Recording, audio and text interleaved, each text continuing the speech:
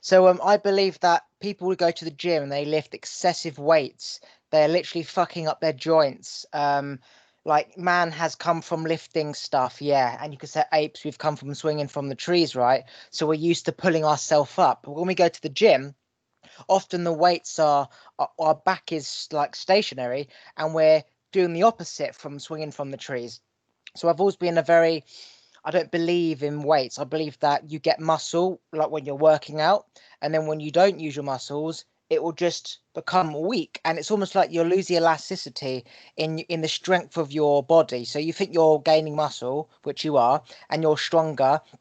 If, for example, somebody tries to take you down in a wrestling match, but as you get older, because you've overused your muscles, they won't respond as quickly. Like if you put on weight, for example, then you stretch your skin, right? Mhm. And then as you get Yep. older, you lose the elasticity. So now you've got all this left over like floppy skin because you excessively stretched your skin, almost like when they put tunnels in their ears as youngsters.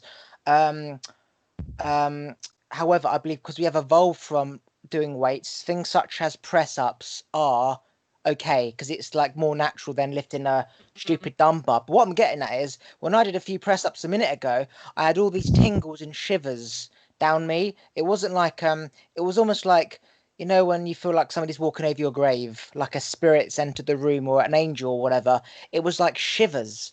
And I've not had those shivers since I believe my grandma caved me when I was 21. I'm trying to work out how is doing a few press ups giving me these shivers. And essentially, it's almost like it's recharged my body. It's almost like if you're depressed and you sit around doing nothing all day, you lose your energy Mhm. and you start to do stuff. You feel good, endorphins build up, and you get this flood of energy. And doing those press ups gave me this flood of energy, which is why exercise is important, but not excessively.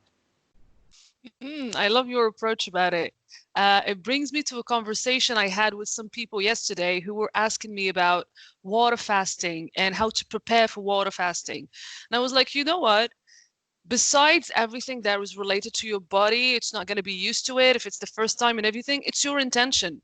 And I guess in your case, your intention in doing that workout was not to be bulky. It's just about to feel good, to get some energy running in your body.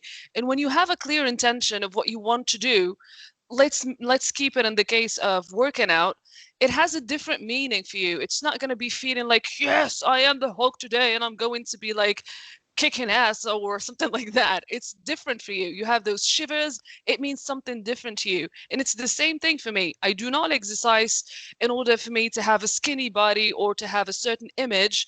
I exercise because I know when my body moves, especially in the morning, it's going to give me a new perspective in life. It's going to be challenging probably certain parts of my body, and it's going to be giving me an idea if there is something that is wrong with my body. It's more of a healing to me. Yes, I do work out, I do certain moves. I don't believe in weightlifting as well. And I have gained some muscle just by doing simple yoga exercises. So there are so many people who have huge muscles out there. They do not necessarily eat meat. They do not necessarily exercise as everybody else. It's your intention. I find it very, very crucial for anything we do in life, and it shifts even for exercises. Yeah, the other day, on the weekend, I went out for a walk with my family, and it was a Hmm. park full of people. I only started doing press ups only recently. I used to like do gym stuff when I was younger. Then I was like, Okay. I've got the rest of my life with this body, and yet I'm fucking doing competitions to do the plank for 10 minutes with amongst people Yeah. for that moment, which was fucking up my back because I fucked my back up because I wanted to Yeah. win. So then I had a massive negative effect of gym stuff. And only recently have I, only because I fast a lot and I eat really healthy, Okay. and I was getting really skinny. And because I do have a natural good physique anyway, I thought there's Mm. no harm in just doing some press ups like natural stuff, because that's essentially where we've all come from, which is different to Mhm. lifting like massive weights. And I've forgot where I'm going with this. Oh yeah, so I when I first started to do press ups for the first time, I was like, holy shit, 10 is really hard. And then I started to do like just 20 every so often. And then in the park, I just got down intentionally to do 20, and my dad Mhm. started to count. I did 40. And these weren't just like pathetic little ones. These are proper down, up, down, up, down, up. And it was like flowing in like harmony. And it was like I was a feather. And my dad was like, Jesus, they're proper ones as well. You did 40. So what I realized is that when people are observing you, whether it's a sport, whether it's you're playing music, whether you're singing, dancing, acting, whatever, when people are observing you, it charges up your nervous system. So Mhm. when I was young, I used to play football. If people were looking at me because I had the ball, I would do amazing skills and score and always tackle. But if no one is looking at me, I couldn't give a shit. And as a result, my performance was pathetic. Same as I'm playing squash in the gym, in the sports place. If I know Mm. somebody is behind me in the glass watching, I'm proper bloody like I'm a proper like pro. But Mm. if I know no one's there, I'm shit. And so I realized that when you're being observed, quantum physics, it becomes a wave from a particle. Your body knows it's being watched. Whether you so you can imagine someone's watching you and get the same effect. If somebody's watching you, you get the same effect as if you think someone's watching you. If you don't think someone's watching you and they are, it's the same effect as if they're not. So essentially, the brain can create what it thinks is real, and your brain can also counteract it. But the point is that I did 40 when I would normally do 20 on the belief that I was being watched by people, and I've never done like more than 20. So does that say I limited myself at 20? Or does it say that I gained extra powers by people observing me? Or is it both? Beautiful, beautiful way to see it. Well, first of all, I would like to congratulate you on being the person that when people see you and they're observing you, you want to do better. Because for other people, it's totally the opposite case. That's why I wanted to mention that as long as we're aware of the fact that we have more potential if we decide to put ourselves into working into that potential, meaning you know that you are able to do more press ups, but usually when you are alone, you get the satisfaction of just doing 10 or 20. But with the presence of your dad, which I presume at least you have like a usual conversation with or you have a connection with, you saw him and you wanted to show him that your body's capable of doing more. That is beautiful connection. But what I want people to be aware of is that you need to be aware as well if you have a negative connection with someone and they're around you. Some people, they can be doing way more potentially than what they do because they are around negative people, which brings me to the notion of you need to choose people who are around you, what we call tribe or connection or community. It's very, very important for the various reasons you have mentioned. You are going to be more taking action and you are going to be believing more in yourself and all of that. But the other side of the effect, which is the negative effect, can also be occurring if you are surrounded yourself with not so good people or negative people or people who will underestimate you all the time. So yeah. If you're in a friendship group and they are insecure or they want to be the best and they know you're better, then they'll kind of Mm, sabotage your success, your status. If you are, I mean, I, for example, when I used to go clubbing when I was younger, I was always like the best looking one at the group. I had a better body, whatever, right? And they were always insecure, not as confident, didn't have a good body. And so they used to always say to the girl who was like kind of paying an interest, because they wanted them instead, that I was gay. So they would whisper in their ear and say, he's gay or he's a freak. And so then they would speak to him, my friend, who was not my friend, instead. And so they would sabotage my what I would call success in the nightclub, right? yeah. So people Yes. literally will sabotage you if you're having something they don't like. And so that is why it is Hmm. very important to be around people who only push you and motivate you, because the fact they're observing you, whether you know they are or not, your body is recognizing that. Like if you observe a particle, it knows it's being observed and it acts like a wave. So whether you Yeah. think my dad was watching me or not, if he is, my body knows that. And so I get this massive power of energy, which allows me to do an extra 20 on the basis that he's watching me. And I remember in the gym, and I was thinking, all these great sportsmen, Andy Murray, David Beckham, Ronaldo, there's the one Yeah. thing in common. A lot of the crowds come to see them because they're the best, and as a result of them being the best, they always perform. Lewis Hmm. Hamilton, you know, Mike Tyson, whatever. The greatest people always perform, but most of the time, half the audience comes to see them specifically. So, are they only great because they're being observed, or like you know what I'm trying to say? It's like Hmm. are people only great because they know they're being watched, or are they just more skillful? Or if somebody wasn't as skillful as that person, could they be as good if somebody was watching them, like if they had the opportunity to perform at, say, Wimbledon? Hmm. Because as you know, if you play people above you in your game, you always perform better. Hence why the underdog always beats the one Yeah, on top. So if you get yeah, like a Chelsea or Man U, whatever, the ones who aren't supposed to win often always win. Like you could take it back to boxing, Anthony Joshua with the whatever the Mexican guy. It's always yeah. the underdog wins. Why? Is it because the spotlight's on him? In which case, can he perform at that level without people watching him? Which means everyone can Mm. push themselves twice what they think they are, and it's all psychological. Yeah, there is truth to that. Since you mentioned Wimbledon, I'm a very, very big tennis fan. And I remember Kyrgios, if I'm not mistaken, his name is, he was a very, very young lad. He has 19 years old and he was playing against Nadal. Like he's the best player tennis at that time. And he won.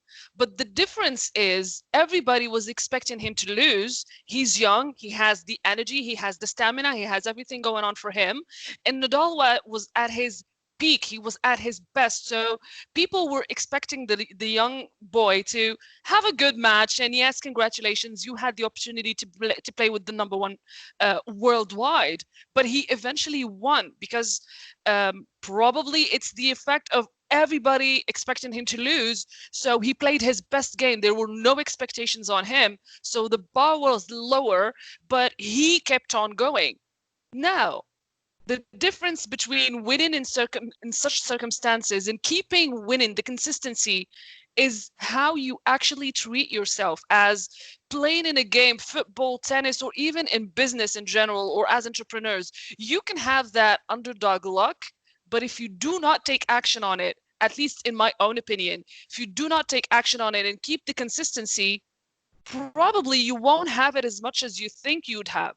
So, for instance, for Roger Federer, he's the oldest in the whole gang, but he keeps on taking action on himself. He keeps on a good diet. He keeps exercising. He's like phenomenal. And he keeps on coming back. He went down the top 10 and the top 20 and the top 30. He disappeared for a while and he comes back. And every single time he sets a new goal for himself. I want my daughters to be able to watch me in a game. Now I want my boys to be, so I believe in the underdog luck. And when you have zero expectation on yourself, you can sometimes exceed what everybody is actually expecting from you. But you need to keep on taking a consistent action taking to take that from a luck to something that is certain. You'll always be winning, at least in my opinion. Yeah, so you've got to be willing to act upon that energy. So Hmm. if you're looking at someone who can't even hit a tennis ball, doesn't matter how many people are looking at him, he's not going to be Yeah, able to up his game. So yeah, you've got that's to be able to true. take action, or at least have a skill that can increase when you are Yeah, put on the plate. So yeah. yeah, but what does that? But that's it's amazing because what that says is whether it's school, whether it's an exam, spelling, a piano, sport, anything, job, you have the skills, of course, yeah, but by believing, you increase your skill ability just by the belief that you can or you are better, whether someone's Hmm. watching you or not. As I said, if I believe that they are, I get the same results as if they are. So that literally is crazy because that says that everyone is doing stuff based on their kind of past belief system of this is as good as I can get, and then they don't bother anymore. But then if you keep practicing, then you can only get better. And then I thought to myself, if I keep practicing, will I keep getting better? And the answer is Hmm. yeah. Yes. Amazing. Beautiful. So are you just taking this, like you had the awareness about this and you're taking it into exercising? I know that you are someone who's very, very, very open to energies and everything. So have you witnessed this happening in other areas other than exercising in your body transforming? Have you witnessed it in another field in your life? Yeah, so growing up it was always sport, but then when I Okay. used to spend all my time on my computer creating ideas, like I created Facebook, the concept of Facebook, before Facebook existed with my friend when I was like 13. So I was Like the, getting him to do it. I created the concept of Instagram. I'm ahead of my game, basically. I created Alexa in terms of telling my dad the idea of mm, having a thing which you can speak to and it all connects. I'm well ahead of the game, right? Because I was young, I had no money, not enough people to put into action. yeah. I couldn't do anything, right? So I should have been the next Zuckerberg Jobs, right? But I was very young, and so what I'm trying to say is that my ideas, by believing they were the best, stimulated me to think better and deeper Mm, and keep creating, coming up with Facebook and Instagram. Like what Facebook is exactly what I came up with, the hashtags. I had a vision of being out for dinner, you take a photo of spaghetti bolognese. Other mm-hmm, people also who post a picture of spaghetti bolognese can put them into a category, which, as we know, is a hashtag. But true. what I called it was a tap. So it was called Contap, right? And then you would tap this photo. So you would like tap this image of, and you put them all into Mm-hmm. categories. Anyway, 7 years time down the line, Facebook, Instagram happens. But it was just like you keep wanting to be better than yourself. So Mm-hmm. Roger Federer, for example, or Nadal, the only competition they have is themselves. Like, True. so they can constantly challenge themselves. So to your answer, what was your question? Have you witnessed that when you are aware of people are watching me, I do better in other areas other than sports? Oh yeah, just if I'm walking around Tesco's, like for example, when I'm thinking, I'm twitching 'cause my brain's like powering my face muscles. If I know people are Mm-hmm. watching me, I'm in deep meditation because I'm aware that they're looking. It's what my dad used to say, you're on show. So when I used to go out into town centres, when I used to be on the escalators, the whole town's looking at you, and he knew that people were looking at him and me. He didn't want to be associated with somebody who was twitching because whatever reason, it's about self-control, awareness, whatever. And Mm-hmm. so he was like, "You're on show." So when I knew I was on show, it means people are watching you, and I was aware of myself twitching, so I didn't twitch because by being aware, I wasn't Wow. thinking. Because you can't do two at the same time, meditation or thinking. So that essentially is me taking control of my own belief system and Mm, amplifying it, whatever it is, sport, music, people looking at me. So it's all the same thing. It's like that's very true. Yeah. I call it Yeah. leaving a banana on the side, going on holiday, coming back and it's still there. Whereas if you move that banana, then it's not going to be there anymore. So you can choose to keep it there, to move it. Like we're in control of like every single thing.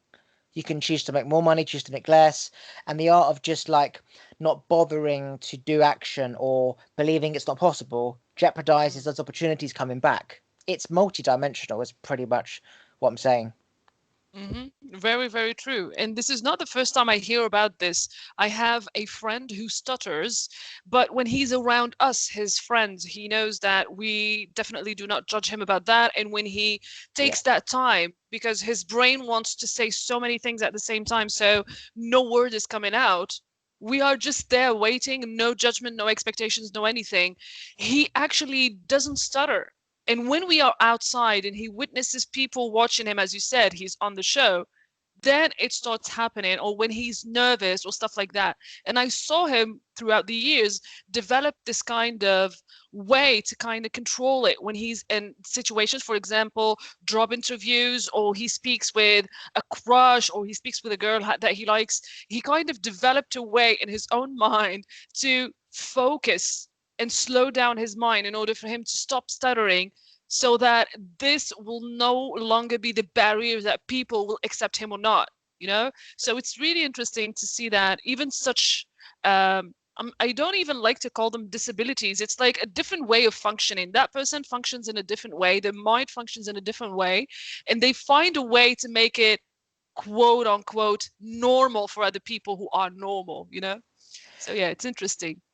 So I used to stutter and mumble and speak really quick because my brain was very active, and so by I used Mm, to stutter and stamina and I couldn't get words out and blah, blah, blah, blah, blah, like because my brain was trying to speak and my mouth like wasn't moving. Um, and every cure, whether it's stamina, Tourette, OCD, Asperger's, dyslexic, it's the first belief that this thing you are dealing with exists, right? Mm. I cured Tourette's by coming off the medication thinking it was a load of bollocks and my Tourette's disappeared, right? Same for a statter. Yeah. If you believe they're judging you, you're going to get this nervous energy build up in you. You're going to speak to the voice in your head first before you speak. And then when they are looking at you, you're going to think that they are knowing you're speaking to the voice, which creates a disharmony of energy, like almost like Mm. putting two north magnets together. It's going to like repel apart.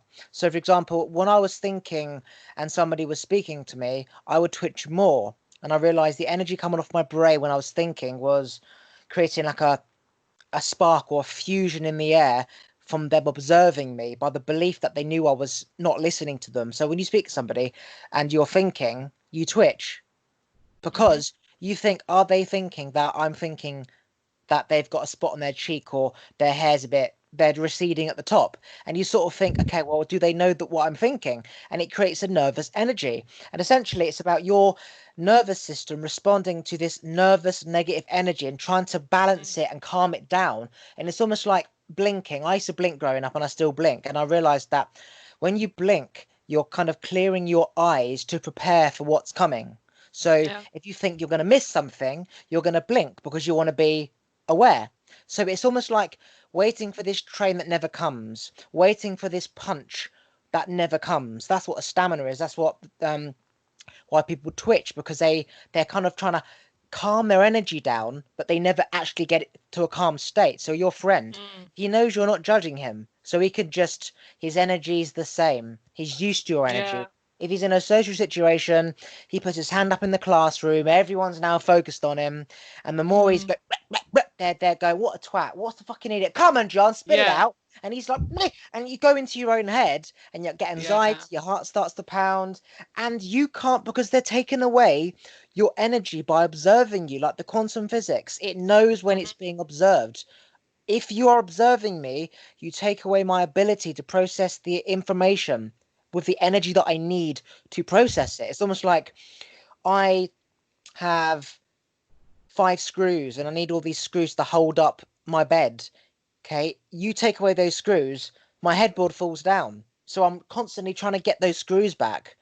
So when Mhm. you're observing me, I can't do the job of speaking. You're taking away my screws. And it's the same with dyslexia, believing that he can't read because everyone now expecting him to fuck up on the words, and obviously fucks up because he believes that he's got dyslexia. I proved all this stuff wrong. I cured Tourette's, I cured my OCD, dyslexia, Asperger's, whatever, ADHD, because it was a belief that they existed in the first place. But it's a Mm. state of mind that if you override that state of mind, which is all about gaining control over your energy levels, is what it comes down to, having control over that person's perception of you before they make a judgment, that is what cured me. Mm. Very, very interesting. Have you helped other people get cured the same way? Because this is I'm very aware that it could be very simple in explaining. It's the same thing for people, for example, that I work with and they want to become speakers and they want to enhance their communication levels. You can tell them as much as you want, but if they're not willing to change the belief system in that state of mind, you can't push them any further because it needs to start from that person. You need to show them that it's like, to me it's like a non-ending cycle. It starts with your belief system and believing in your potential, acting on it even though it's not perfect, and then enhancing, and then your belief system is gonna be rewarded because, oh, today I don't give a fuck, it's okay, and I'm just doing it, and then it starts to build a new belief system and it starts enhancing. But it all starts with that belief system, and so many people take lots of time and they practically do not take any results. They don't see them happening because they are not willing to work on that belief system and they are stuck in there. Have you ever had someone like that asking you for help, probably in the stuttering or OCD or anything like that, and you couldn't kind of help them because they were stuck in that state of mind? Because I am very aware and I have great judgment, I kind of spot them before they even know I've spotted them. So it's almost Okay. like the conversation would never get there. It's almost like I would divert it going any further. So if they specifically ask me a specific question, then obviously I'd say it because they want to know, right?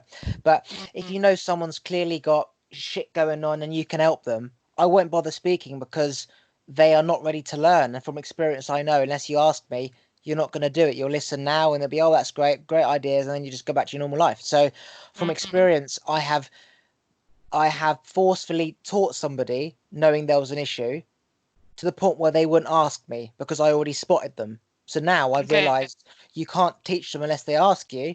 So I don't teach people unless they ask me. So to your answer to your question, no, nil, Mm. because I've already spotted them out who could be helped and who can't, and the ones that can be helped have to come to me first. So the answer is zero, surprisingly, but I know you get what I'm saying. Oh, yeah, that's true because people who ask for something, they already kind of prepared themselves for, okay, I need to change. I am aware of it and I need to change. And I agree with you. It's the same thing with people who want to, okay, I'm going to give the example of my sisters, for example. I wanted to help them to lose weight because they are really, really overweight and it's getting affecting all of their health. And I tried to help them. And what happened is I was the one giving them the advice, giving them everything that I know that I work with other people with, but they never asked me. So they keep on saying yes, yes, but they do not take the action until one day. And it is definitely different with people you love and family compared to people you work with. With family, you always want to give more, you always want to push more.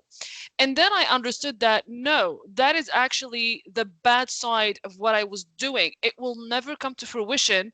You need to step back, let them just observe and witness, and then eventually they come and ask the question, how can you help me? When for example you go outside, they can't even walk or play with their kids, and they're not 50 or 60, they're 30 or 35, and they're already like they have no breath and they can't even do a proper run. Then they understand, okay, there is something wrong with me and I need to change. So I agree with you 100%. If they do not ask for it, don't just try to give it away. It's not going to work. It's almost like you have lots of things to do in a day, right? Let's say you've got a weekly calendar, you've got to do this Yeah. call, clean the beds, go to your nan's house, whatever, yeah? If somebody Mm. says, can you please come and cut my grass? You're like, I can't because I'm busy for 3 weeks. I can do it on the third week. So you put it in the calendar, you do all your thoughts you've got for this week and the week after, and then you'll get round to that one. So if you go to somebody and say, look, you're really fat, you need to lose weight, they're not thinking about that. You've come out the blue, right? They might be Yeah, fat, but they're not, they're thinking about fucking cleaning the toilets, or they've got to go to the shop to get some crisps, right? Because that's whatever. true. Yeah. So they're not in the mindset to deal with that. And so you Mm. come in and say, look, you need to lose weight, go for a run. Yeah, okay. They have got the 3 weeks of I've got to do the toilets, play the piano, take my kids to school, do Yeah. the beds. So you're trying to like drag them here when they're trying to go here. It's like they're trying to pick up the kids from school, but you're pulling them into the gym, and they're like, the kids got to go to school. Yeah, but you're fat. Yeah, but the kids are going to be late. Yes, but you're fat. So it's not going to work. True. So once they've taken the Yeah. kids to school, they've had a shit, they've done the shower, they've gone fixed the light bulb. Now I am aware that I'm really big. I know you can help me. How can I lose weight? You need to sign up to the gym. Okay, I'll sign up to the gym. You need to change your diet. Okay, I'll change my diet. They are ready to take action. And I learnt the hard way by trying to teach people what they know they should be doing, and they might in time do it. But if they're not mentally ready to take that step and they've put their kids to bed and they've had a shower, they cannot listen to your advice because their mind is elsewhere. Um, Mm-hmm. and that's why any pattern takes 3 weeks to change, because you've got to do all the other thoughts first and then that thought. You can't just add in a thought. It's like having a busy schedule all week. You can't just do a podcast call on the Wednesday because you're busy. Mm-hmm. So Yeah. yeah, you can only help Yeah. people who ask to be helped. Mm-hmm. And I learned it the hard way. And nowadays, unless someone is asking, like, not sometimes I'm even going for desperately. Are you really, really desperate for change? That's when you know that the person is committed, even emotionally, and they're gonna deal with it. So it's really interesting to.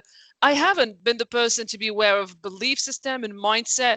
I always was in that first stage when I was growing up, as you explained. I knew that my family, especially my dad, was always expecting from me to be good at school, to be always focusing on my studies. He kind of expected a grown up at the age of 6. Like, he didn't even need to tell me to go do my chores or do good at sports. Like, the expectation was there. So I knew I needed to come at least to that level. But later on, I understood that it was in a good way helping me to always do better, because I knew somebody believed in me. It's like I was kind of borrowing his belief system until I actually built mine, which is okay as well to do, which is okay. Yes, exactly the same for me.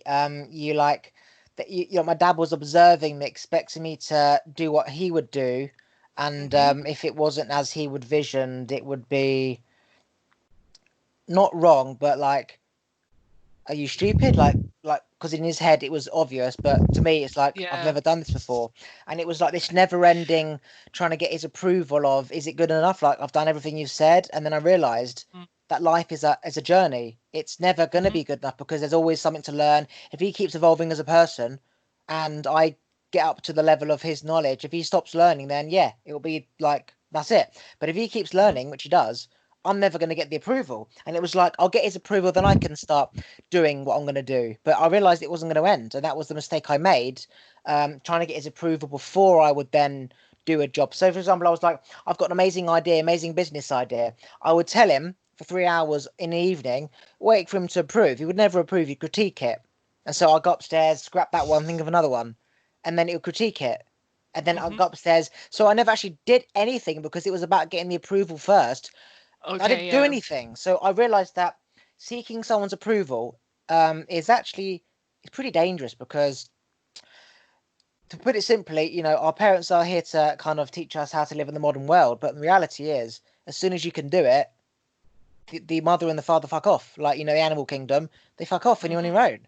So this little like habitat of happy families and the dad's always around for Christmas and birthdays, and in the animal kingdom the male fucks off. It's like, you didn't do that. Why didn't you do that? And it's like, well, your generation was years ago. That was, you're only seeing what you saw then. I'm like 20 years down the line. It's not the same. You see me as your daughter or your son, but you see me at Christmas and think I'm just the same as last Christmas. But I'm like, I've created a massive forest and I've had 4 kids, and you know, so, and that is just that's just how it is. But with wisdom, you learn to counteract it. And like you said, you can't teach our parents because you can't go back. You can only really go forward, which means they have to ask you why you're doing something, and that's just not how it works. So you just have to become aware of kind of putting out fires before they even set alight, which comes down to Hmm. knowing who can be taught, who can't be, and sort of spotting your victim before before they get you first. I love that. Spotting the victim. And I agree with you with the parenting kind of aspect to it. For example, between me and my father, there is practically 50 years of difference. So he lived in an era totally different than mine. And he has always been my best friend and everything. But whenever we had a conversation, he could be so proud and he can tell you, yes, you did good. But the conversation always ended up with a hinge or a sentence to make you remember that you can always do better and that is not enough. In his own mindset, he probably was doing amazing, but that definitely didn't put me in a, okay, I can rest for once. I was always on the go. But now I am aware of that. Not all advice is good for me. Some people, I listen to what they have to say and I say, thank you so much. I wasn't aware of that. And some other people, I'm saying, like, thank you, but no thank you. Even when I speak with my father, up until today, I'm 28 years old and we practically speak every 2 days. We don't live in the same country. And whenever he calls me, he keeps on, we have a beautiful conversation, what's happening with work, what's happening with life and everything. And before he hangs up, he has always that same sentence of, remember that you can always do better. And now I just laugh at it. I have a different approach about it. I'm like, yeah, thank you. I'm aware of that. And I know I'm doing all that I can do to always progress, because it's one of our human needs. All of us, we have the need of progress in life. But now I am aware of, this is not going to affect me negatively. This is just a me like approach to tell me that there is more than to life than what you're doing right now. And yeah, it's true, but I'm not gonna be pressuring myself about it. So, so my dad, it's almost like it doesn't matter whether the advice is good or not. It's about having the last word. It's about being the Okay. parent, the one at the top of the pyramid, the king of the throne until I die and then you rise up. So it's not about whether it's right or wrong. It's about having the last word. And sometimes my dad will kind of create a question where the answer it can't be answered because it's just like, so whatever he says, it's an answer, but it's not the right answer. But it's because the answer came from him. It feels like he's got the Yeah. answer and he's won. And I'm like, I asked the question about bananas. You answered it about oranges. Like it's still fruit. It's still relevant. There is still a Yeah. point. It still makes sense. But that's a different question. We're speaking about Mhm. apples. You're speaking about bananas. And I realise it's just the parent thing about wanting to feel like you still have a form of control, responsibility, nurture. Like when you have a kid, you wanna you want it to depend on you. You want it to give it advice. You want it to look up to you and say, Mhm. how do I do this? Yeah. And you get that reward or thank you. When they fly the nest, it's pretty much gone. And so it's almost like a baby chick cheeping for its mother chick to bring a worm. It's a duty. You feel important, and then the chick flies, and it's like, what do I do now?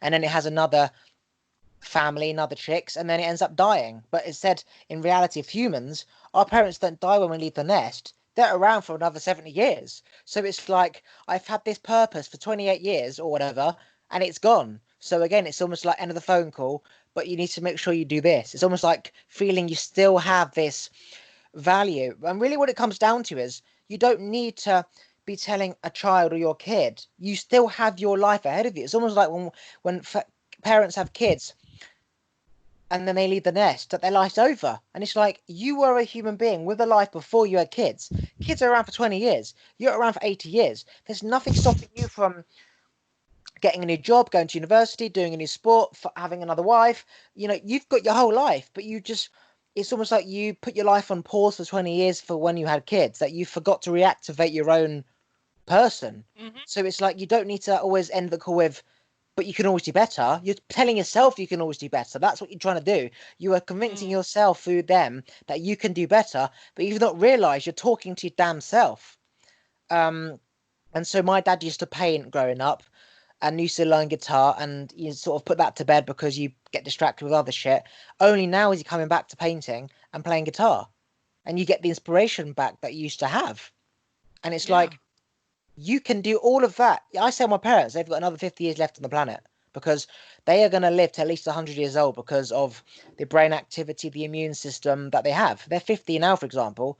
They have got their Mhm. life. I tell them their life's not even began because when you're young, you want this happy little family. You want it to be on a bigger Yeah. height. You want a house, you want a dog, you want a mortgage, you want a house, you want a holiday, you want fucking grandchildren, and it's never enough. So now you've got this. It's like, well, Okay. I'm free again. So their life Mhm. hasn't even begun. I'm not even kidding. And it's the same for everyone. When you have Yeah, kids, yeah. don't think life's ended. Your life begins again. You're reborn. Exactly. And you're mentioning a good point. I always like to compare it to when you're on a plane, like going somewhere, and when they're explaining security measures to you, and they say, in case we are crashing, there will be an oxygen mask dropping in front of you. Take it, put it on yourself first before you put it on your kid.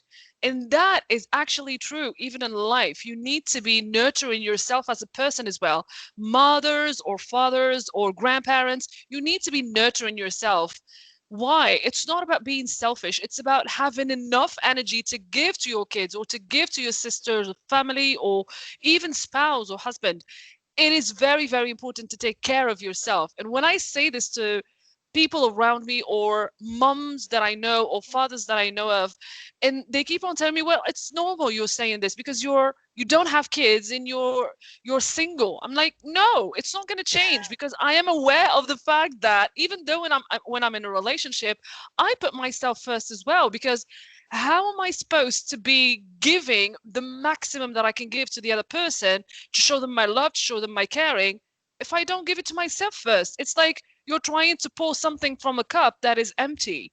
You should feel it first, and then we can speak about, okay, how are you doing and how are you feeling? I need to ask myself those questions first, and it's all right. So it resonates a lot with the fact that you were saying your life doesn't end when you start having kids. And I keep on reminding myself every single day about this, and I try to implement it in lives of people around me.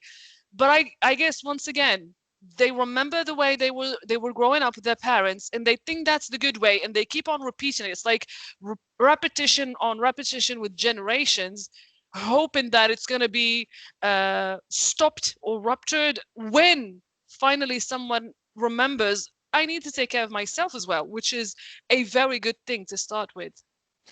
So this is a fine example, right? You've got Queen Elizabeth and Prince Philip, or King of, Queen of Yes. our country, yeah? And you've Yeah. got Prince Charles and Prince William. Yeah. Um, for example, there's a reason why they are all very smart and intelligent, and they are all very active. They have no health issues. They have physical abilities are fantastic. Their brains are fantastic, right? That's because Prince Philip and the Queen at say 40, 50 didn't have kids, taught Charles, you're going to be king one day, whatever, and then stop learning. No, she kept learning, and she's almost 100. She's still learning. So Prince Charles is never going to have this, like, have to, like, trying to talk to his mum, and his mum saying, look, mum, can you shut up? You don't understand, right? Because in this modern generation, it's not as simple as just doing this. Yeah, but Charles, you're not listening to me. No, because she's evolving at the same pace he's evolving, right? Donald Trump and Hmm. Donald Trump Jr. and Ivanka, right? These children. Trump is 70, but he's still evolving and still learning. His children look up to him because they are still evolving and they're still learning.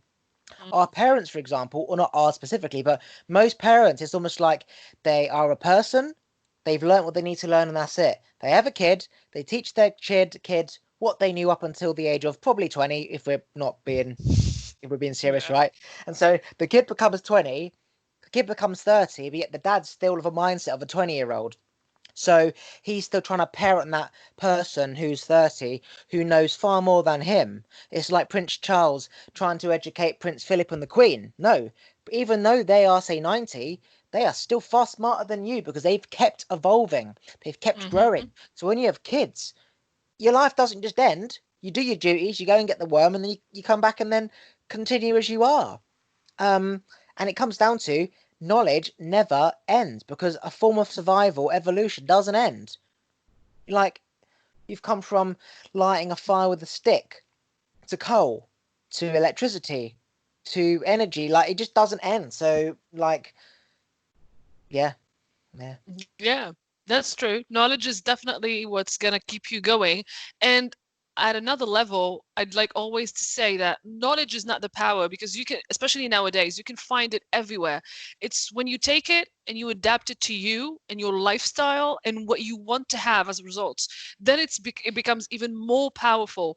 The same thing that, for example, if the person who was trying to light that bulb, he stopped at a certain level at 1000 tries and he didn't find a solution, he would have never created it. And the same thing for example, for people who invented internet or found out that there is a way for all of us to be communicating. You're in UK, I'm in Montreal in Canada, and that person tried the first time and second time, and then they said, oh, you know what, we're good the way we are, it's all right, let's just stay this way. It's never going to be evolving if you don't take that knowledge and add something to it from yourself, because we all have, for example, in your case, if you have taken that contap and you said, no, this is something that's going to be revolutionary, this is me and I want it to be happening, probably it was going to be the actual Facebook of nowadays. So I do believe in the power of adding your own personality to knowledge that you receive. It becomes even more powerful. Don't just settle for what people give you or what you learn in the books. Add to it. So yeah, so you know how you had like the .com phase, which is everything's .com, and now Yeah. everything's .info, .biz, .tv, True. whatever, right? Yeah. I'm talking, so 18, 10 years ago, I Hmm. came up with, because it was contact me. It was Contap because it was an application. So it was Contap, but it wasn't .com, it was .me. So I was 10 years ahead of this .property, whatever, Mm, right? yeah. Contact.me/Oliver, John, Okay. whatever. So Yeah. you would go to contact.me/John, which is essentially the Instagram.com/Yes King Oliver. That was Yeah. 10 years ago. Okay, I was well ahead of my game. I spent £400 on this guy creating this website. I gave his dad a bottle of whiskey to code something that you could send a photo to the app and it would appear on the category, because at that point there wasn't an ability to just upload a photo Yeah. like it is now. Yeah. And bearing in Yeah. mind, I'm talking about when it was the iPhone 4, Yeah. right? So, I mean, yeah, I should be a billionaire, and I plan to. I was saying back then, I was going to create the biggest social media out there, and I was going to be a billionaire. But I was just too ahead of my game. I was thinking too far forward. That I was drowning in my own brain activity. That's what the Tourette's was. It was just too much ideas, too much brain activity. It was, I can take you to Mars, but I ain't got a fucking rocket. And it was just like I drove myself crazy, right? And then Hmm. so I cured Tourette's by coming off the medication against doctor's orders, against parents' orders. They always said, get back on it. Neighbors, friends, you need to go back on it, because they just follow the system. But coming off it allowed my brain to process all those thoughts, which the medication slowed down. Yeah. Um, and then the twitching disappeared. Just thought I'd add that. Yeah.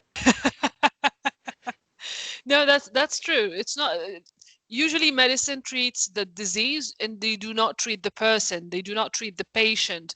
It's a different approach, definitely different approach. I watched recently, I rewatched an interesting documentary about healing and about some people having all of a sudden these rashes or skin cancers or cancer in the brain even, and the doctors didn't know how it occurred, where did it come from. Well, nowadays we know exactly that it's a shift of energy when you're too much stressed or you're overthinking, you're not taking care of you as a person. And I saw some people who actually recovered while not saying no completely to the medicine, but they decided to work on themselves as well. That there is a way I can control my mindset and I can change my belief system and enjoy this process. And they healed. Some of them, they had cancer skin that was never discovered before. They do not know how to cure it. And the person, all of a sudden, they helped her heal from within with energy. There was trauma from their childhood, there was trauma with certain relationships. They needed to take care of that. And um, a normal doctor usually is going to be treating the disease in itself, but sometimes it's you should start with the patients. Probably they're going through a lot, they have had a lot of traumas. You need to take care of those in order for them to be able to receive sometimes something that will help them more than the medication. Yeah. So yeah, I was thinking today actually. If you go, or like if you go to a doctor and you say I've got this problem, whatever, right? He'll look on his system, he'll type in the symptoms, and it will say, oh, this word, fucking Down syndrome, Tourette's, whatever, right? Yeah. And then it will say, oh, list of therapies or medicines or prescriptions that other patients have had. It will print off his thing. You go to the shop and you hand them a thing and they give it to you, right? Mm. It's like they are trained to look for the symptoms and provide the medicine, rather than actually like, oh, that was it. I was on very powerful acne medication because I Okay. had boils on my head, right?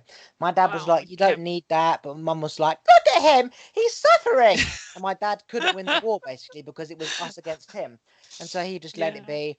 I took these tablets. I'm talking everything was dry. My gooch, my nose, my eyes, the Wow. fucking everything, and the spots came back when I came off it. And I realise now that, for example, dairy, right, milk, cow's milk, Mm. has a lot of, say, testosterone, or it creates a lot of Yeah. testosterone. If you've got oily, blocked pores, it will increase the testosterone levels in your body, which essentially increases the oiliness in your pores. So if they're blocked, it will just build up.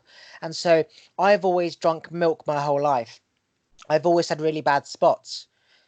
I came off milk for 3 weeks because I just, for no reason, I was not stressed, I wasn't eating bad, had Mm. these little tiny white spots all around my mouth.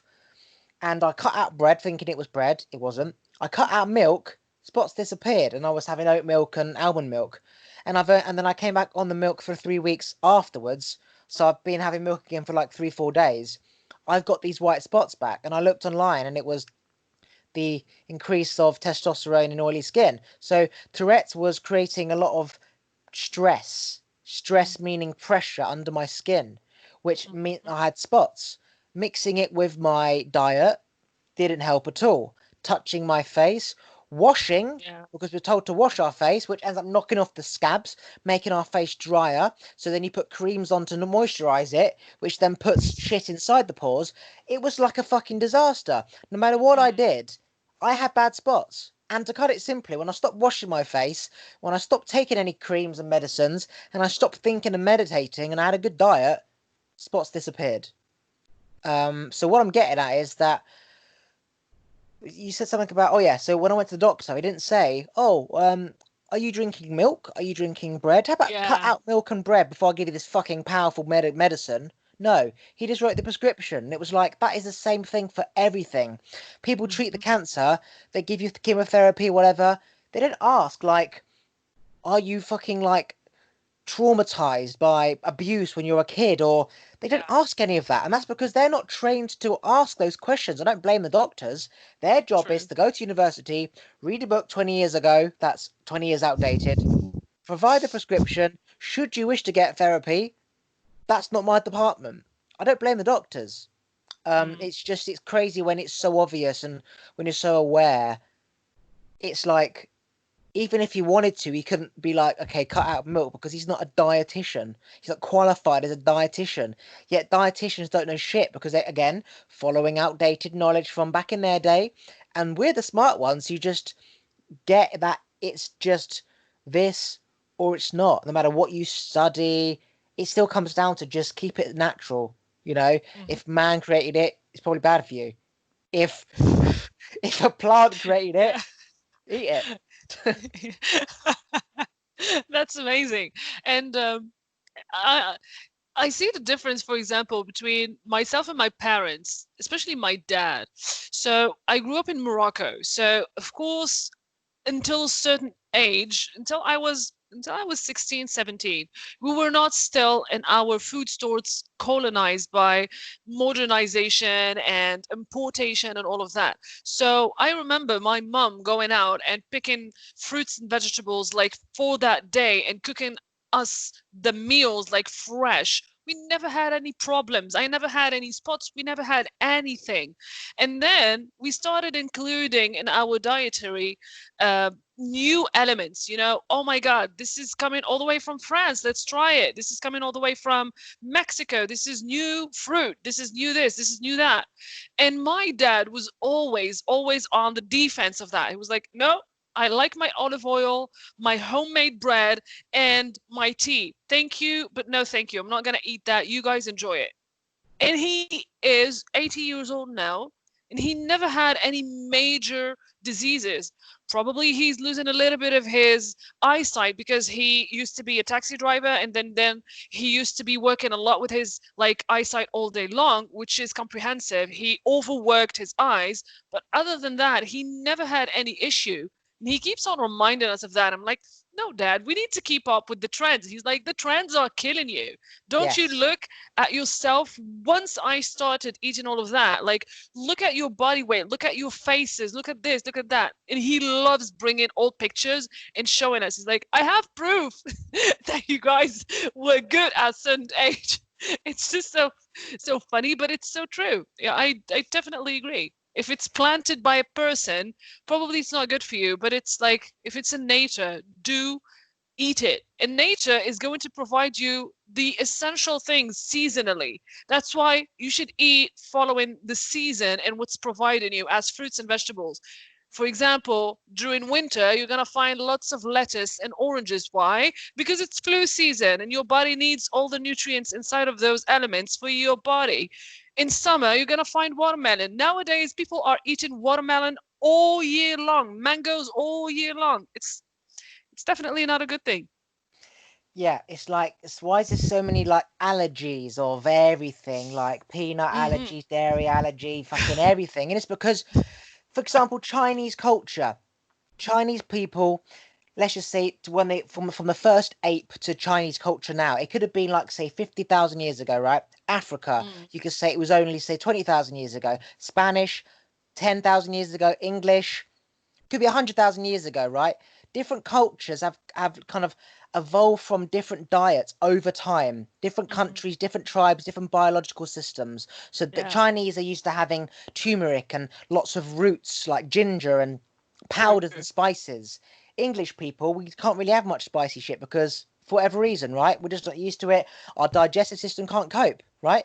So Mm, India and like Asian cultures use the spices and herbs. You could say Italy, lots of grains, and French, lots of grains and French bread. So you've got more tolerance for grains, and mm, England more tolerance for, I don't know, whatever. So when you go to another country and have grains from Greek and this amazing fruit from Africa and this herb from China and this thing from India, just because they're eating it doesn't mean an English person or an Asian person or a Chinese person or a black person doesn't mean they can eat it, because we're all human, but our biology is not the same. They've had generations of ancestors eating the same yeah. type of thing. And yet you're giving this person like a specific nut from Zimbabwe, which no one's ever heard of. And it's like, no wonder he's reacting, because English True. ancestors never heard of this damn nut. So Yeah. again, it's like you bringing stuff that your biology hasn't had time to build up an immune for. Hence why so many kids these days have allergies to everything, because they're not just eating vegetables in grandma's garden, they're eating fucking vegetables and all this other bullshit from other places around the world. And it's Mm. like, you're not supposed to be eating that. And that's why there's so much issues. So yeah, your dad, 8 years old, is correct. Stubborn as you think he might be. No, I'm eating my apple from my garden. Well, that is why he's 8 years old, because he knows this shit. So Mm. yeah, I should be following. That's totally not true. eating That's this totally true. bloody Canadian apple or this Portuguese melon. I've got melon in Canada, like wherever he's from Morocco. Like fuck your Yeah. watermelon. You know? Yeah. Yeah, that's true. And I noticed that people, when I came to Canada, first of all, my digestive system was like all over the place. It was like going nuts. And the other thing is, people, especially in Canada, we do not necessarily have a country that is known for its agriculture. So everything is imported.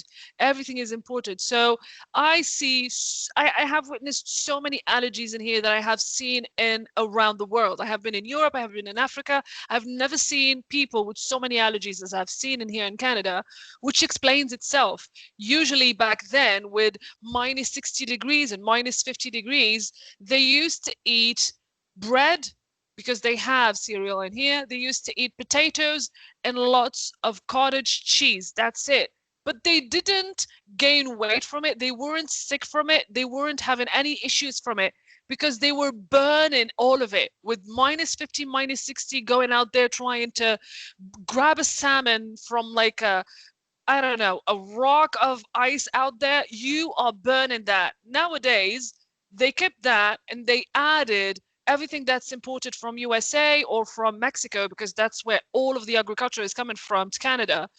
All kinds of allergies. Sometimes I'm sitting on a table with some people in a restaurant and they're like, no peanuts, no gluten, no dairy, no. I mean, what are you giving that chef to work with? He's gonna be creating a masterpiece for you. It's like insane. It's really insane. That's the thing. I would not want to open up a restaurant in today's No. society. I would be shit scared that Yeah. I fuck up and use a spoon that had a nut on it, and that person dies, and then you sue me, and then I lose everything. Like opening Yep. a restaurant is scary. And what I see for like big businesses like McDonald's and KFC, they're suiting everyone. They've got the vegan, they've got the fucking veg stuff, they've got the Yeah. dairy free, the fucking everything free because they want the business. What they're Hmm. forgetting is that it's a small minority of people who have allergies. So it's almost like, do I want to gain an extra, say, 10% of business, knowing that one person could sue me and I would lose, say, 5 years of profits? So it's almost like you just have to shut your doors and say, look, if you're vegan, politely fuck off. And you can huff and puff and be like, you don't sell me vegan this and vegan that. You're racist for vegans, all that bullshit. You just got to be, look, like you have to basically put your foot down and say, I can't serve you. Kindly go elsewhere. You can't suit everyone's need. You can't like create a fucking transgender toilet and a fat toilet and a black toilet and a Chinese toilet. Because like, where does it end? Yeah. A toilet for fucking midgets, a toilet for disabled. Like, there's just gonna be ramps and fucking everything everywhere. It's not realistic. It's like I used to work in a restaurant, right? You'd have a disabled toilet which wouldn't get cleaned because no one ever uses it. For one Yeah. person occasionally who rolls in a wheelchair, and it's like all that space, all that effort, all of that. It's just like, as a business, it does not make sense to have that one toilet because some disabled man might think you're um what's the word, against disabled people, and it's unfortunate, but for a business it's just not viable to do vegan this and peanut free this and dairy free this, because eventually, like for example, somebody had a sandwich, right, and they died. There's a Pret de Manger in the UK, right? They had a sandwich thing, and on the wall, not on the sandwich label, on the wall it says, please check for allergies. She just Okay. presumed that it was okay because she was a fucking idiot, right? And she ate it, and then she died. And it had sesame in, right? And they end up suing the company, but it's Wow. like, you're not Okay. responsible. It's not up for every company to sue every fat person, black person, disabled person, tall person, skinny person, Wi-Fi, fucking iPads for kids. It's not up for the business to provide everything. Be responsible. Don't just presume that that thing is going to be okay for you. Ask questions. Don't blame and Mm-mm. sue everyone. And that's Yeah, and basically it. read the labels. Yeah, and read the labels. So many people, they forget to read the labels. I'm like, read them. For example, sometimes I'm with Muslim friends, and they all the time they say, I do not eat meat anywhere. I need halal meat and this and that. I'm like, listen, you are in Canada, so by definition, meat is processed differently than what you're used to. If you're not asking the question, you're making the presumption that they did it on your own terms, which is not okay because you're not living by definition in a Muslim country. So you need to be asking those questions. If you do no longer want to eat, ask those questions, stop complaining afterwards when the plate is in front of you, and then you're going to start asking that waiter or waitress, is this suitable for me as a Muslim? I mean, is it her issue to be dealing with? You need to be asking before you are already served. And this is something that gets a little bit on my nerves sometimes when we're going out until they're seated and everything. And then they start asking the questions. I'm like, nowadays, especially with internet, you have menus of restaurants and specifications and everything. You can even call and ask before going all the way there and bothering. So I agree with you. You should be responsible of what goes inside of your body. If you are that precise as a person and you have so many specifications you need to be taken care of. It's like going into a fish shop and asking, have they got steak? And then they say, why don't you sell steak? Customer first. It's all about the customer. Mm. Customer's right. Fuck off to a butcher's, right? This is the fishmongery. You want steak, go to a butcher's. I used to work in a restaurant. It was a chili restaurant, a chili chicken restaurant. Somebody came in, three hungry children, right? And they said, have you got anything that's not chili? I'm really sorry. We are a chili fucking restaurant. I think that's outrageous. You've not got any plain chicken? Yes, but it's marinated in a sauce still. So they come into a chili restaurant expecting to have plain chicken. It's like going into a fish place asking for steak and then getting on a grump when we don't have it. It's just outrageous. Do you know what I mean? Very true. Just fucking I outrageous. agree. You I want a agree with steak? that. That's outrageous. It's it's expectations. People nowadays, we keep on speaking about client is the king and the client comes first, but we need to educate the client as well that you need to be rational with your asking at the same time. This is so funny. The other day I bumped into someone in the shampoo and like shower all of thing aisle, and she was looking at every single item and she wasn't like really knowing what she's looking for. And then I was like, excuse me, are you looking for something specific? I'm not working there, but as another human being, I was like scared for her. Like she was turning every single thing trying to look for something, and I was like, what are you looking for? And she was like, oh, I don't want anything that has been tested on animals. I don't want anything that is cruel. I want it to be vegan. And I'm like, okay, these are like your standards. Yeah.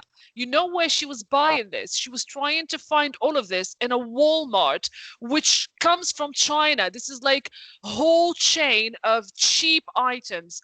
I'm not saying it's cheap quality, but it's not your precise vegan shop for everything that was related to bath or anything. No, you're not going to find that necessarily. And I was like, probably go to a more specific place that serves those things. This is like Walmart. You're gonna find a shampoo for $5 or $3 or $2. Do you expect the company to be cruelty-free, vegan, and all of that shit with $2? It's bollocks. It's impossible. And thank God I knew some brand in there. And I was like, this is the least harmful thing there is in this whole place. You can use it, but please be aware that this is not the place for you to be looking for what you're looking for. She kind of looked at me in a disappointed way, and I was like, yeah, life is disappointed. Disappointing when you keep on having such expectations. Yeah, so because we live amongst people who aren't as aware, we shouldn't attack these people Mm, but for being like that, because we still have to live by them basically. true. At the same time, you Yeah. can't teach a deaf dog to listen to a whistle because he's deaf. So there's a middle ground. I call it taking the piss out of somebody for your own amusement with no negative. You're not doing it maliciously. It's almost like Mm, somebody falls over. Yes, that's painful, and I wouldn't want to fall over, and I'll comfort you. But in a situation which is only negative, make it mm, fun, right? yeah. Make a joke out of it. How she slipped on a banana and the shampoo went in the air, it landed on someone's head, and his hat fell off. Like make it fun, right?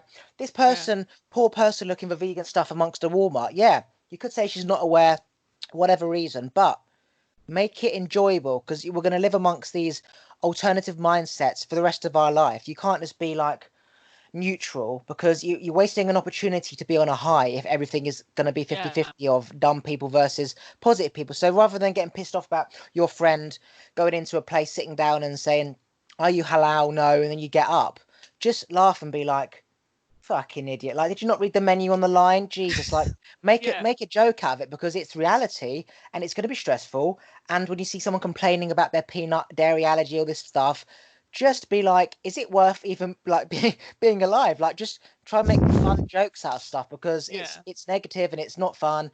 As long as you don't mean it maliciously and True. negatively. I believe it's okay to take a piss out of somebody who's not seeing you take the piss out of them if it's making you laugh, making your friends laugh, as long as you don't have any malicious intent. It's Yeah. like stand up and comedies on stage. They always Yep. say the most outrageous stuff, but you're laughing, audience is laughing, you don't mean it. You're essentially making light of a situation which can't be made light of. And I think that is okay, because you have to find positives with negatives, because otherwise you're left with negatives and neutrals. Yeah, yeah, yeah, that's true. And sometimes that is the best way to transfer message. I find it, especially with comedy. It's really, really beautiful to be able to deliver a very, very strong, important message up to date without offending anybody and everybody's laughing at it. But whether you are aware of it or not, as like a receiver of that comedy, the message has been delivered because you're laughing. There is nothing higher of energy than you laughing at something. It's gonna stay there whether you like it or not. Yeah. Right, plug anything you want to plug. Well, just enjoy yourselves, guys. Any of you who are interested in mindset, communication, or wellness, Oliver will definitely add in the links for my Facebook and my Instagram. Other than that, this is always amazing. Thank you for inviting me. Say your Instagram link, like say it. It's Smile and Slay. And my Facebook name is Sabir, Samahesabir. Okay, I'm going to end this call right there, and I'll say goodbye. All right.